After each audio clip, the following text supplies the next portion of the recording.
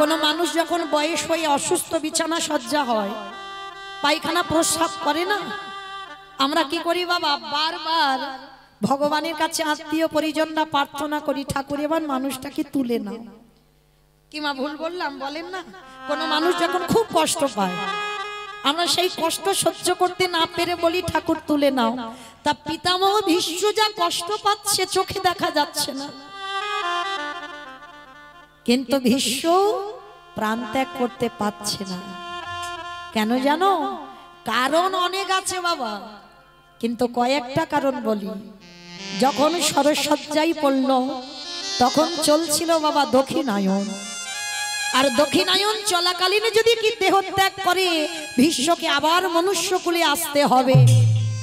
তাই ভীষ্ম অপেক্ষায় ছিল কবে উত্তরায়ণ পড়বে, আর উত্তরায়ণ চলাকালীন যদি কেউ দেহ ত্যাগ করে, তাকে আর মনুষ্যকুলে নয়, তাকে দেবলোকে চলে যেতে হয়। নিতাই গৌর হরি বল।